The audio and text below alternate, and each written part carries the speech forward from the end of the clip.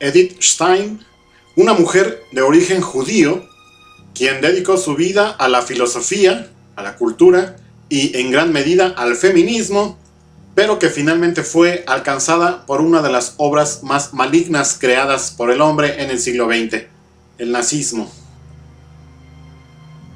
Edith nació en Alemania el 12 de octubre de 1891. En ese entonces, el territorio todavía era conocido como Imperio Alemán, pero es importante aclarar que en el lugar en donde ella nació, Breslavia, hoy es parte de Polonia.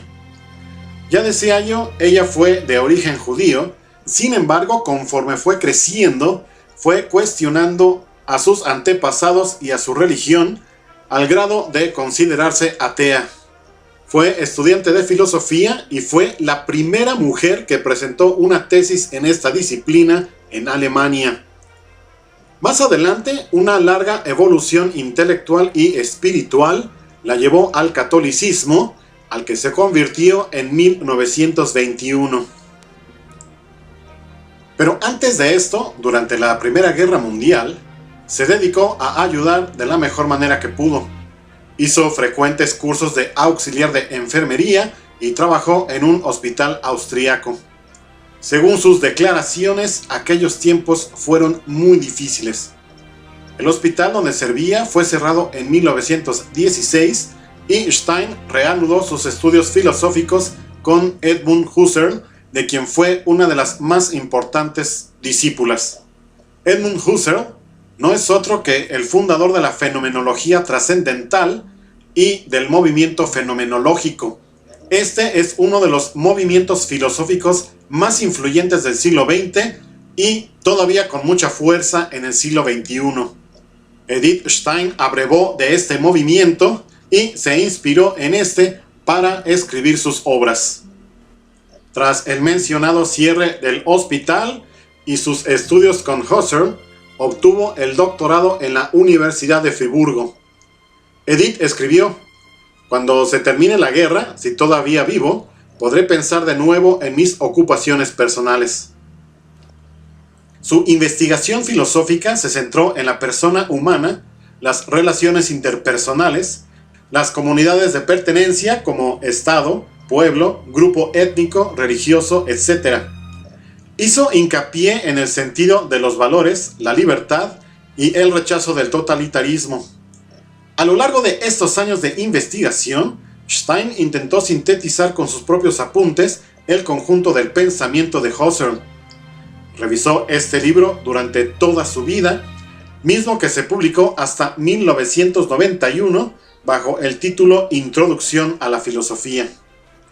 Edith se interesó mucho por las cuestiones concernientes a las mujeres. Trabajó por el derecho al voto de la mujer, que se obtuvo en 1919 en Alemania.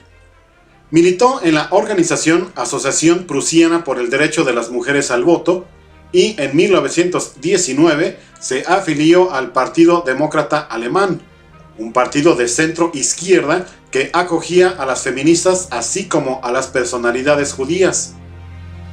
Aunque en su juventud decía ser sensible al ideal prusiano, se volvió cada vez más crítica con el militarismo de Prusia y el antisemitismo que había en el ambiente. Edith escribió en 1919: "De todos modos, nosotros, los judíos, no podemos esperar ninguna simpatía de la derecha". Solía comentar con sus amigos sobre el terrible antisemitismo que reina aquí. La muerte de su gran amigo Adolf Reinach en el frente de guerra fue algo que marcó definitivamente a Edith Stein.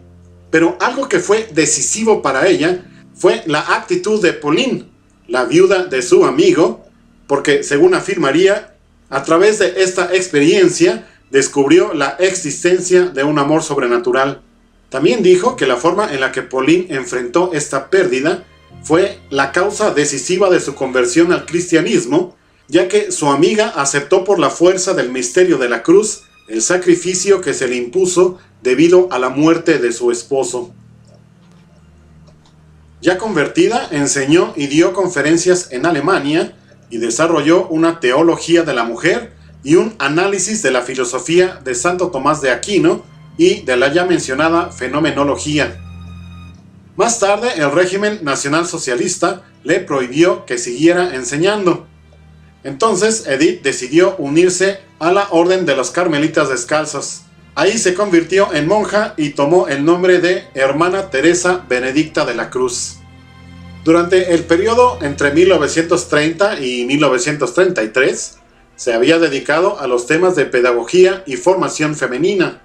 Los textos de estos años, junto con un breve ensayo sobre Santa Isabel de Hungría, fueron reunidos en el volumen Formación y Vocación de la Mujer en 1949. En el curso del primer año de vida carmelita, escribió la Oración de la Iglesia y el Misterio de Navidad. Estos estaban llenos de profundo y genuino sentimiento religioso.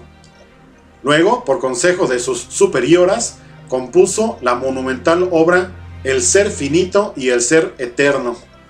En esta examina todo lo creado e increado para llevar a cabo una síntesis entre Santo Tomás de Aquino y la filosofía moderna. En cuanto a esta última, dio una preferencia singular a la ideología de la formación fenomenológica de Husserl, de quien, por cierto, más adelante iría desprendiéndose, ya que poco a poco se fue sintiendo más en desacuerdo con esta ideología. Cuando se recrudeció la persecución contra los judíos, Edith advirtió el peligro que su presencia entrañaba para sus hermanos carmelitas. Así, pidió ser trasladada al extranjero. La última noche del año 1938 fue acompañada por un médico amigo hasta la frontera de Holanda, país en el cual recibió acogimiento en el convento de Echt. Ahí escribió su última gran obra, La Ciencia de la Cruz. Pero, tristemente, no pudo dar fin al manuscrito, ya que el 2 de agosto de 1942 fue detenida por la policía alemana, ya que Holanda había sido invadida y ocupada. Fue llevada primero al campo de concentración de Amershult y luego al de Westerbork. Fue vista por última vez en la estación de Schifferstadt en un vagón precintado por una de sus alumnas, a la que dijo: «Saluda en mi nombre a las hermanas de Speyer y diles que me llevan hacia el este». Este viaje terminó en el campo de Auschwitz y en la cámara de gas. En 1962 se inició el proceso de beatificación, que culminó el 1 de mayo de 1987, cuando fue beatificada por Juan Pablo II en Colonia. Teresa Benedicta de la Cruz era considerada por el catolicismo como una mujer hija de Israel, mártir por la fe en Cristo y víctima del exterminio judío.